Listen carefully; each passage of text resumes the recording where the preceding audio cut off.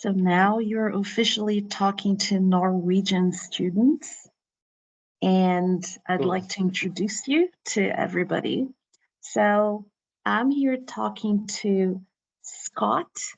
He is, well, believe it or not, we went to high school together just a few years ago, right? And hmm class of 1990, not 1919, but 1990. We're not that old. That old.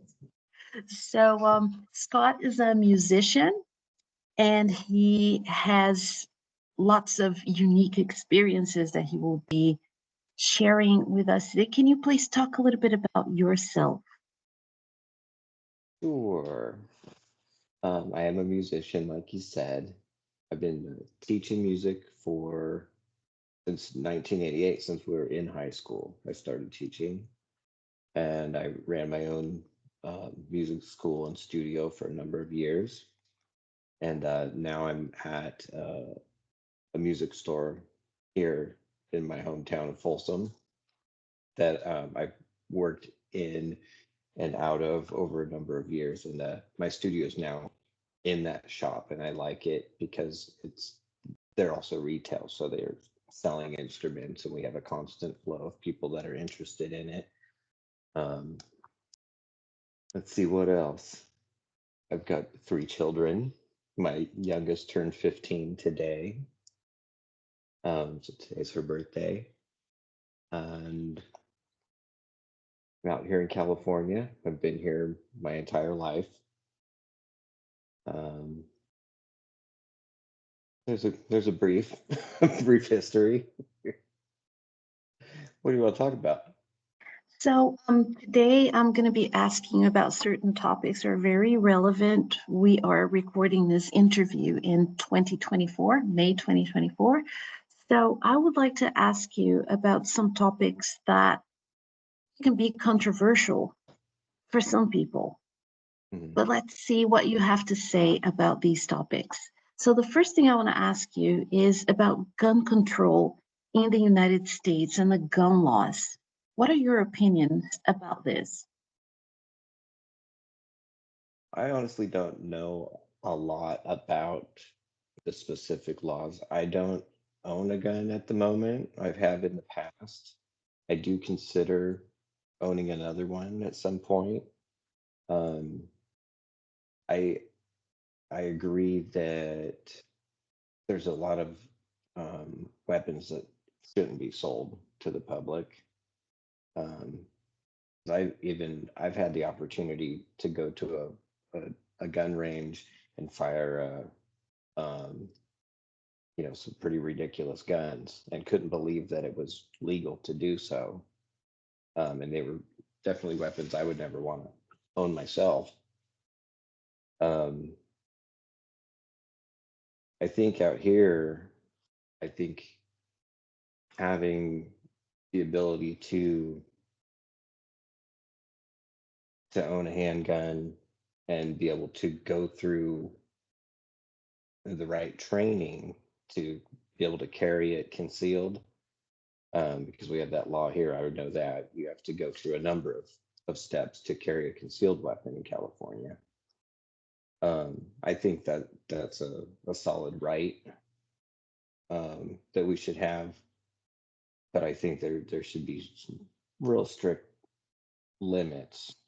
Like I said, on the types of guns that you can get a hold of. And I know that it it's supposed to be difficult to to obtain your concealed carry um, permit for that. Um, but there's so many weapons out here, and criminals don't care about permits or laws. So we can have a lot of laws, but these people are breaking them day in and day out. So for the rest of us that are law abiding, there's certain rights that have to be protected so that we have the right to at least protect ourselves and our family.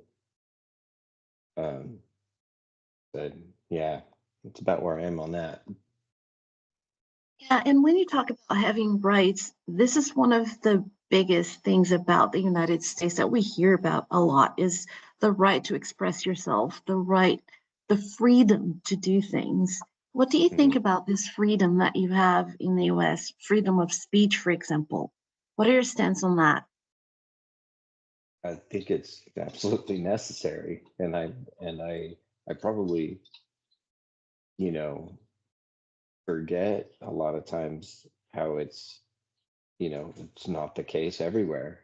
Because like I said, I've been here my whole life, and I've always felt that I can say whatever I want, and I appreciate that. I can't imagine not having that. Um, so I think it's super important. I know our media is super skewed out here, so you really have to um, try to get your information from a lot of different sources to narrow down kind of what's really going on. Um, and a lot of people speech, things are trying to be skewed, and people are being quieted, on a lot of things. And that's why it's super important that we have freedom of speech so that we can listen to podcasts or different radios and different things like that so that we can gather all this information, all these different points of view. um, because if it were up to just you know the main the super mainstream, we wouldn't be getting the whole story anyway. You feel like the cancel culture and everything that's happening right now, does that get in the way of how people express themselves? Oh, for sure.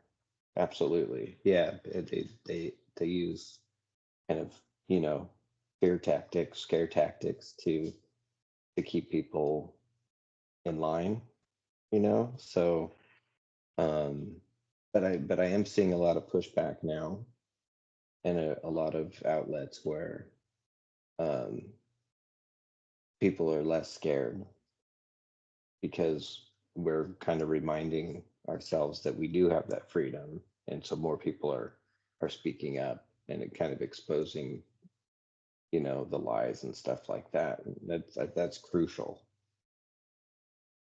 So that I think there's going to be there seems to be less of the counterculture.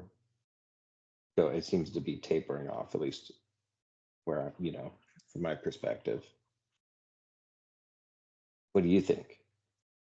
With cancel culture, I feel like we're always being observed. Somebody's always watching us, and we're always in a process of being canceled.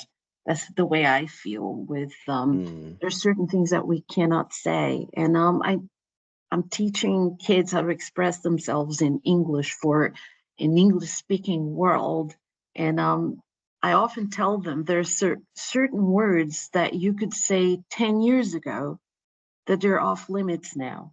So it's a right. matter of knowing what you can say and knowing the consequences. And Mm, I usually I I try to explain to them that they hear a lot of things on TikTok that they want to emulate. They want to emulate the teenagers from the United States. They want to. You should see some kids around here. You would think like they'd be rapping and wearing the saggy pants and you would not know that they're Norwegian. You know what I is mean? that right? Some of them, yes. So there is an Americanization of the world. And I've seen this since I was living in Australia and New Zealand in the 90s. It was already starting back then.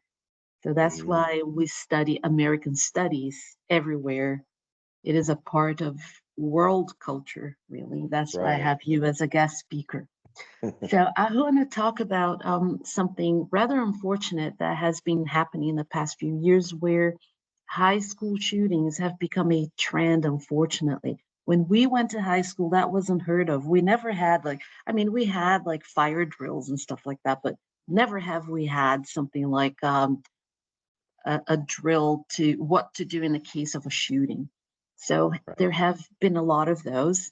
And in this particular case, there was a teenager that shot up a school. He was convicted, and later on, his parents were also convicted, but for being responsible. So I want you to tell me how you feel about this ongoing trend and this situation in particular, where the parents were also arrested and convicted. Yeah, I think that was uh well, first of all, it's terrible. It's terrible tragedy, all of them.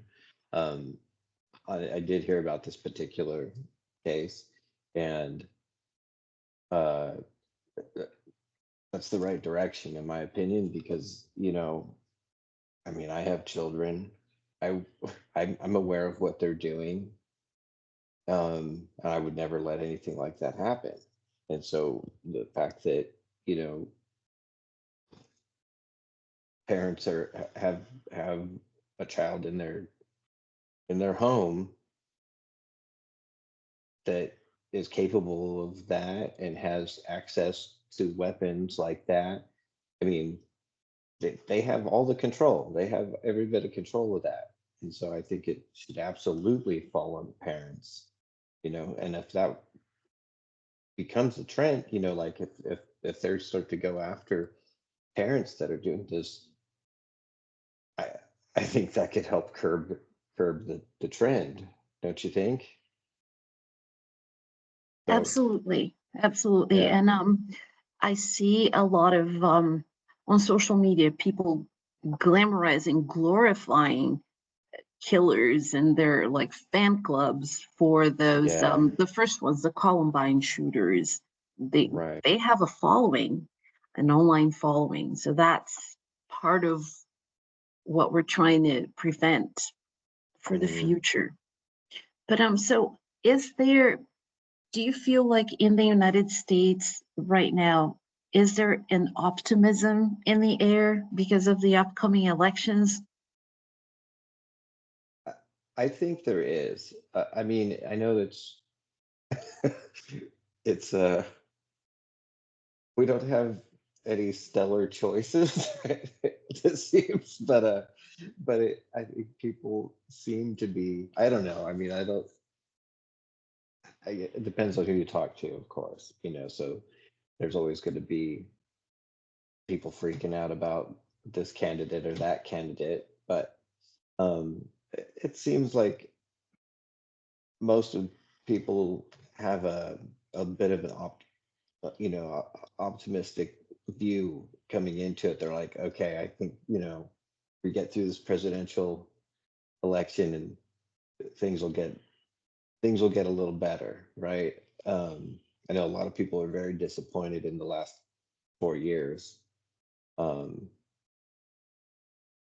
it just took some people a while to realize, you know, what happened? They thought this was, a decent choice, but now we kind of look at now what our economy's doing and the inflation that we have, the number of homeless that are, out on the streets, the drug issues that are coming with it, um, the border situation.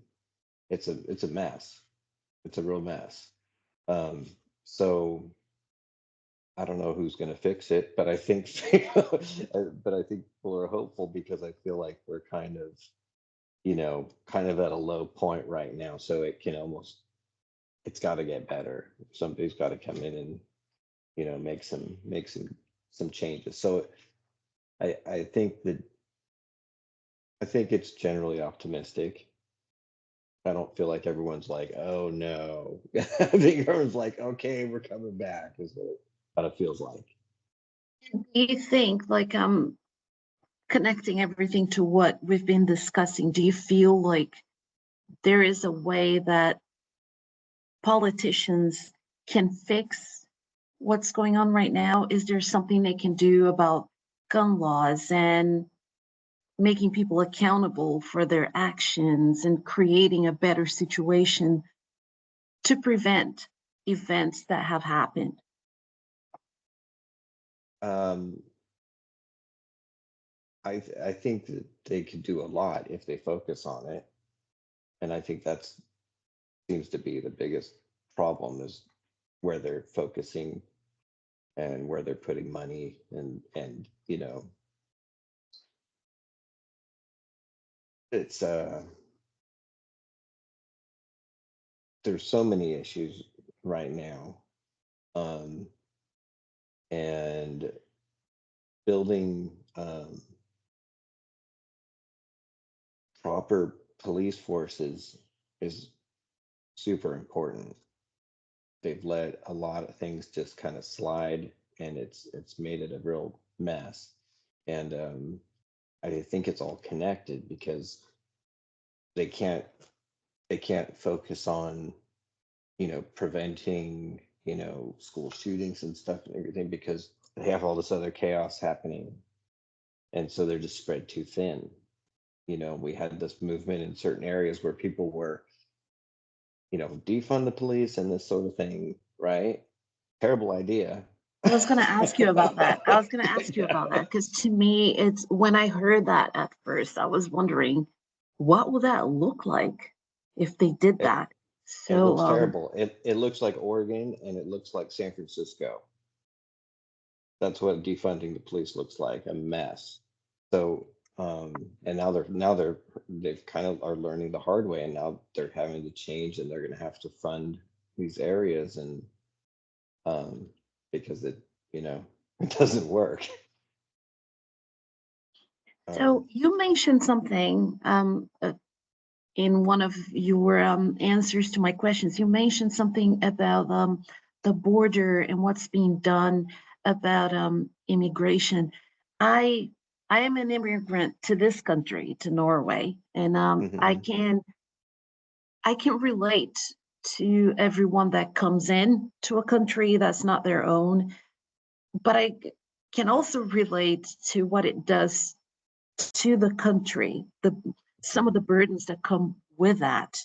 So, how do you feel about that in the United States with immigration laws? And do you feel like they should open the borders, or do you feel like there should be more control or a balanced type of control? What do you think? Well, I think there needs to be some protocols. I mean, I'm sure when you went to Norway, you had to, you know, do some processes to make that happen, right? I'm assuming, I don't know what the laws are there, right? um, and we're supposed to have certain protocols to come into the United States, and you say, are they opening? It seems like the borders are already open because it's been flooded with people coming in.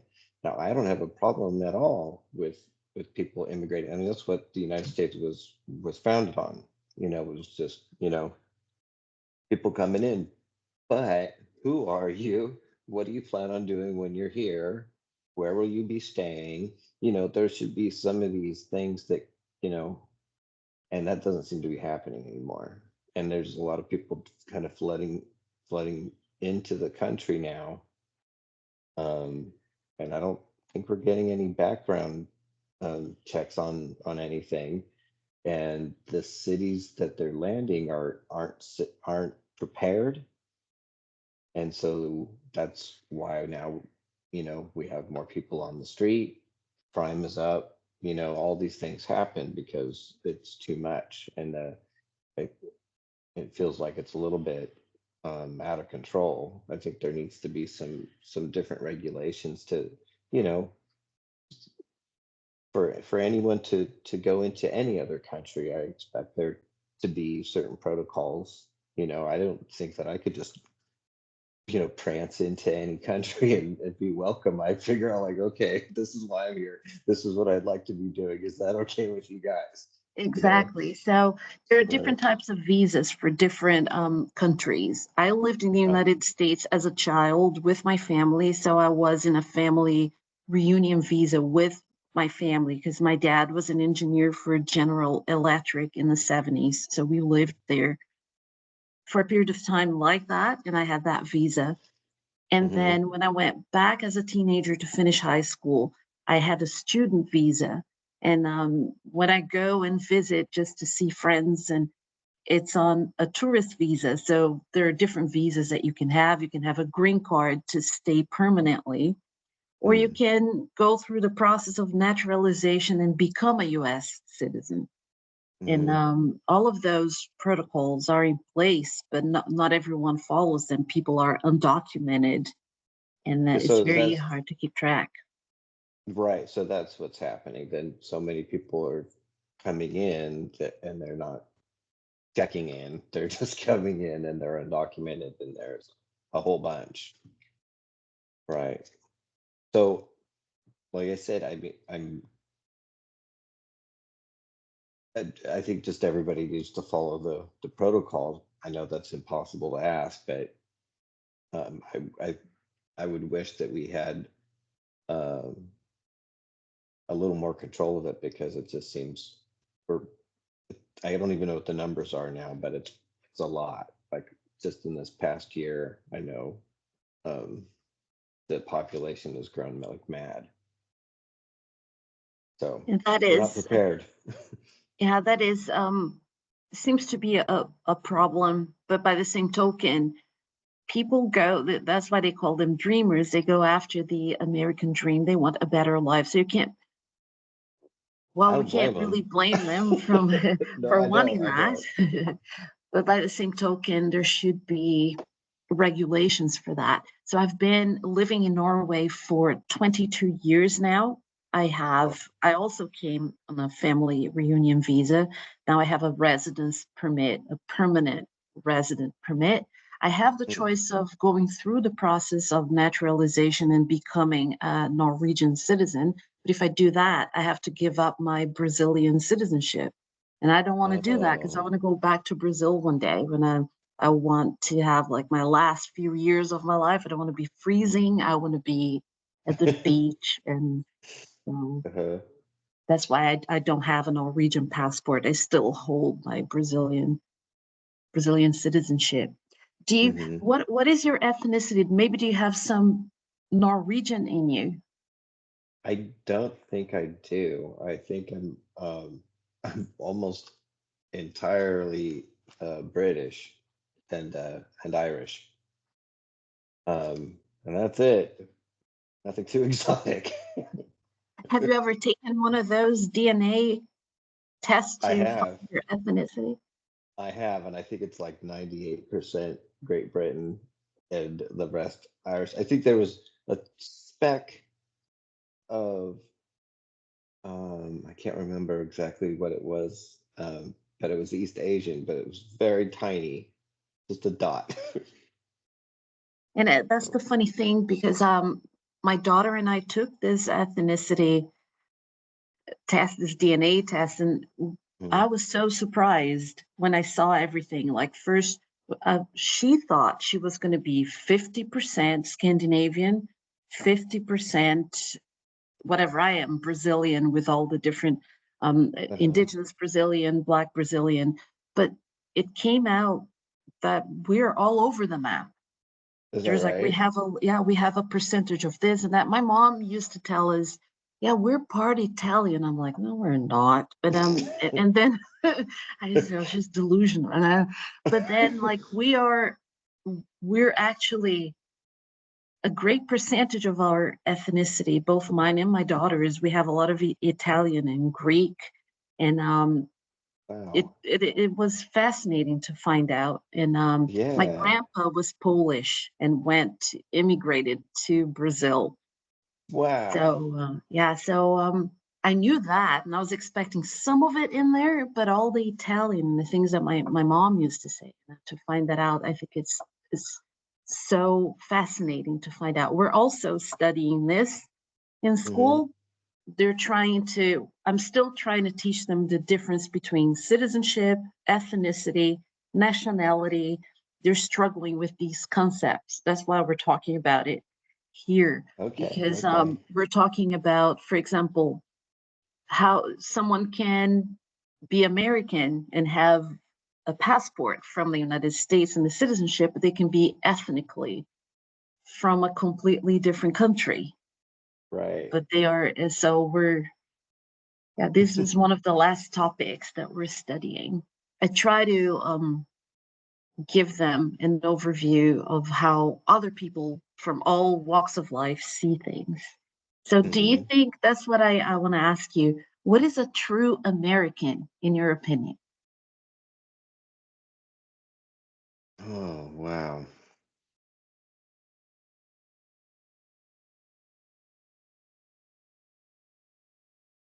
It's that's a tough one. Do you think I it's mean the it. ethnicity, like founding No, fathers, or is it what is no, it? no. It's it's freedom. It comes down to the freedom. It's the, like you said, that people come here because of the American dream, and it's true. If you come here and you know what you want and you work for it, you, you there's everything is here to make things happen. And having that, um, you know, I think that that's the most American thing I can think of. Is just that It's it the culture that makes you American. it is. It's absolutely the culture because, um, you know, everybody's so wildly different out here. You know, as far as just in appearance, like everybody's from everywhere, and it's you know, many are Americans. They've been here for a long time, or they're even if they haven't been here long, but they all have that same, they're here because of the freedoms and because of the dream and the idea of, these certain things. Um, and the country's massive, so it's, um, going to another state is like going to another country, I you know. used to feel like I used to feel like California was a country of its own Oh, with all it the may as well cultural be. elements of it. Yeah. It should be. Mhm. Okay, so last but not least, I want to ask you about the different celebrations that go on. For example, Black History Month, Women's History Month, Pride Month. Do you see value in celebrating these cultural months and how? I don't know. I I mean, I can see value in it. I think it's been so commercialized out here that it's lost its, at least in my opinion, it seems like it's, I don't know how much it's doing because it just seems like somebody's trying to make money off of it. If there were really special events that gather certain groups of people together, be like, yeah, great, that's great. Except that I think all we see is commercial, the commercial aspect of it, and then it's you actually see it on TV and you hear about it and this and that. It's like, oh, this is going on and this is going on, blah blah blah. But it's always connected to, oh, so if you buy this, then we'll do that and and so you're like, you almost, it's a turn off at a certain point, and there's only 12 months, so what? How are you going to decide, like, okay, no, you don't need a month, okay, maybe it's a week, or you guys get 2 days or something like that. So, um I don't know. I think that everybody should just be celebrated and just knock it off and get to work. I hear you. Yeah. And so we're approaching June, which is Pride Month, and Mhm. it has been very controversial to do we celebrate it? Do we not? Should we celebrate it in high school? Should we not celebrate it in elementary school? So who celebrates that? I teach high school and pre-university courses. So Hmm. what do you think about that? Should it be celebrated in schools and I from think what they, level? I think they should leave it out of the schools. I think just focus on the education. And if you want to go to a, to a gathering outside of a school function, great. But I think there's too many of these distractions in school, in my opinion. Um, uh, I think that's it. I think it's just, all the kids in all the schools are being exposed to the outside world. They're not locked in the school and that's all they see. They can still see all these things happening outside. It doesn't have to be right in their lap. Focus Yeah, on the task at hand. So, what I see in some schools, for example, they 1st of June they put the flag, the pride flag. They fly it that day, 1st of June, and then they take it away, and then we move on. Some schools do Okay. that. Other schools have Uh-huh. the children do, but in my opinion, children don't really know what that is, No. what No. Pride Month really is. So I agree with you. There are enough distractions for Hmm. them. You could acknowledge it in the school newsletter in your high school. You'd be like, and it's Pride Month, da da da da da, and we're having tacos this week. I mean, just like, it doesn't need to be, a distraction, in my opinion. Thank you so much for this. It's You're been welcome. lovely. And you will definitely be reaching out to a lot of people with this. And like your previous interview, several students have watched it and we have discussed. So I'm going to put links, if you give me permission, also links to your social media in case people want to know. Like you have a business page, right? Your Hmm. Instagram Yeah, and your it's kind of all the same. Yeah, sure. Great. So I'll put that up there if people, and also the link to your other interview so people can also watch that. So Okay. thank you so very much. We'll stay in touch, and I'll let you know how it goes with the students. If not this month, then in August for the beginning of next school year, we'll be using this. Thank you so much for this. Cool. You're welcome. Thank you. It was really good to talk to you. All right, I will stay in touch. Okay. Bye. Bye.